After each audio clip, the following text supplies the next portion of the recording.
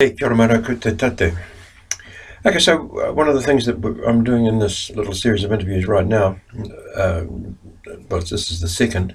I don't know how many more of them there'll be. But the first one was an attempt to look at my books in set form, so that, for example, you have a set of books on dance and identity, and that's what I looked at last time.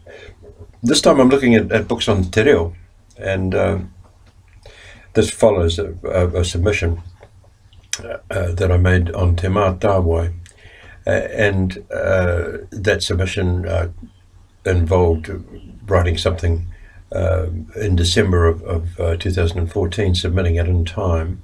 December the 5th, I think, was the deadline, and then doing an update, and I did an update of that and published it.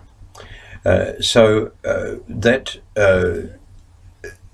is published as Haere, Tono mo Te Maataawai, and alongside this video on my YouTube channel, I'll put the ISBN number to that. And one of the features of that is that there's a paragraph in Māori, then a paragraph in English, paragraph in Māori, paragraph in English.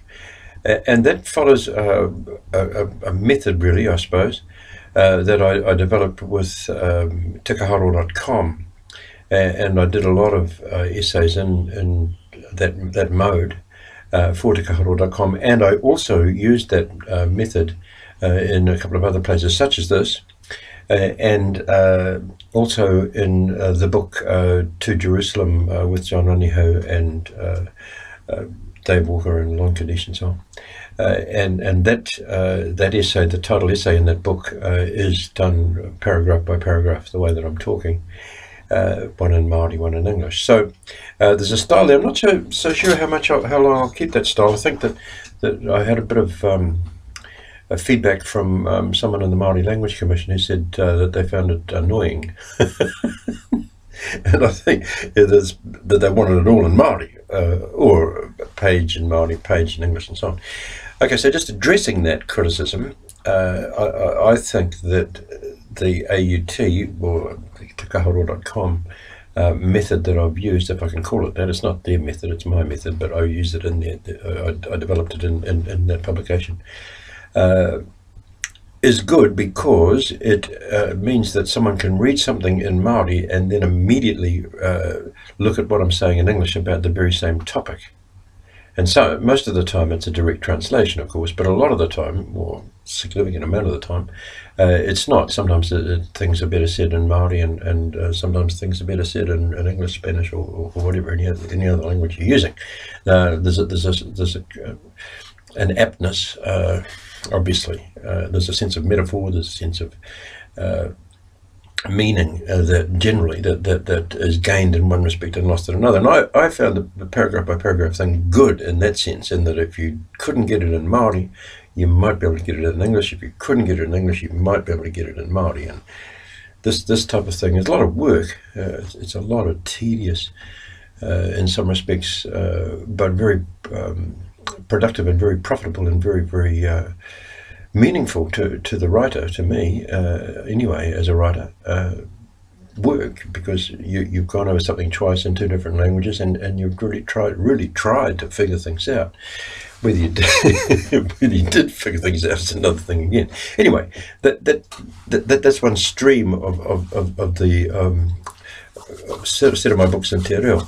But it really depends on how far back you want to go. I go right back to lecturing in the Māori department at Waikato, where I wrote a book called Wai Māori Wai Tai. In fact, it's a collection of essays in Māori, and they aren't essays as much as letters. One or two of them were essays, but they're mostly letters to Parliament from chiefs in the 1860s. And that's probably my first book in the Te Reo area. Then, of course, immediately after that, pretty well, is the Oxford Picture Dictionary of Māori. And then there are various books going along, including Te Haere o Te Reo. And just pausing on Te Haere o Te Reo, which is quite a popular book, and I'm very pleased with Te Haere o Te Reo, which is a grammar of Māori. That emerged from a paper that I put together called Māori Unpacked, where I just tried to look at some of the grammatical features of Māori, and then I wrote a 100-page book, I guess, booklet, would be better, called Māori Unpacked. Then I took it to 200 pages, and then I revamped it all and called the book Te Haere Te Reo, the progress of the Reo. And I'm pretty happy with that book. It chugs along. Every month or two, somebody wants the book in the library system. It's been out for 4 or 5 years, and I can't really see a need to change it. It's got, I think, a very, very good discussion of what the O and R categories based on other people's writings, not based on mine, because I did do a lot on O and R at one time, and on sounds, particles, and parts of speech in Māori. But this is really, in Te Haere Te Reo, I'm looking at Bruce Biggs, I'm looking at this writer, that writer, and just evaluating everything that I've said. And I think that's quite important for students to get a series of perspectives on the O and the R categories. So that's the grammatical perspective, I guess. And then there's a lot of writing by me on I guess metaphor would be the best way to put it. For example, the Oxford doctoral thesis is the political languages of Māori and Pākehā in the 19th century. There's St. Stephen's, my master's thesis, which has a chapter on gun and dick, which were two terms used by pupils, and I did a lot of work back then on slang, pupil slang. And there's in Papers on Language, which is a book by me, I've got a range of topics, including metaphor and including grammar. So there you go. That's a discussion, I guess, of the set. Now, alongside this in the YouTube channel, I will put the titles of books and the ISBN numbers. But I guess what I'm talking about in these videos, these recent videos, is this idea of set, this idea of taking the latest book and looking back at the progression, or in some cases it's not a progression, it might be a regression. I might be completely losing the plot here and there, but nonetheless, one thing does run on to another, one thing relates to another, and in some cases there are steps forward.